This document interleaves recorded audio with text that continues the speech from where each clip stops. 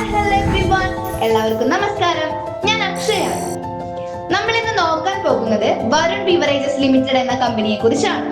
ഇന്ത്യയിലെ ഒരു പ്രമുഖ പാനീയ കമ്പനിയാണ് BBL.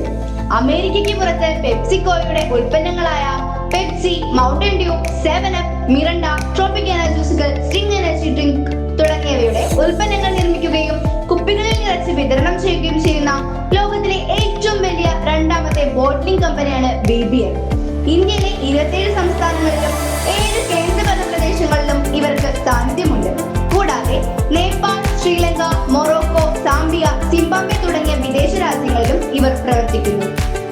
2025 മെയ് 29 മേഘാലയയിൽ കാർബണേറ്റ് പാനീയങ്ങളുടെ വാണിജ്യ ഉൽപാദനം ആരംഭിച്ചതായി കമ്പനി അറിയിച്ചു.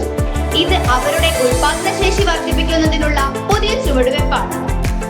BBLന്റെ പെപ്സി പോലെ തന്നെ ഏറ്റവും കൂടുതൽ വിറ്റുപോകുന്ന പ്രൊഡക്റ്റ് ആണ് സ്റ്റിംഗ് എനർജി ഡ്രിങ്ക്.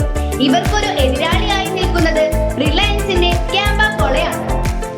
2013 ഏകദേശം 2000 കോടിയുടെ സെയിൽസ് ഉണ്ടായിരുന്ന ഈ കമ്പനിക്ക് ഇപ്പോൾ 2024 അത് 20,000 കോടിയുടെ സെയിൽസ് ആയി ഉയർന്നിട്ടുണ്ട്. അതുപോലെ തന്നെ 2013 നെറ്റ് പ്രോഫിറ്റ് -46 കോടിയിൽ നിന്ന് 2024 3433 കോടിയിലേക്ക് ഉയർന്നിട്ടുണ്ട്. കൂടാതെ റിസർവ് എമൗണ്ട് 2013 82 കോടിയിൽ നിന്ന് 2024 ഏകദേശം 16,000 കോടിയായി ഉയർത്തി. ഓരോ വർഷവും സെയിൽസും പ്രോഫിറ്റും കൂടി വരികയാണ്.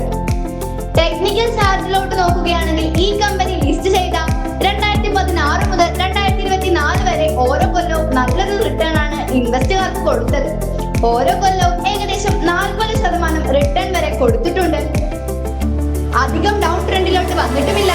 ഈ വർഷം ജനുവരിയിലാണ് ഈ സ്റ്റോക്ക് ഒന്ന് ഡൗൺ ആയി ഒരു 6 മാസമായിട്ട് ഇങ്ങനെ ഡൗൺ ട്രെൻഡിൽ തുടരുന്നത്.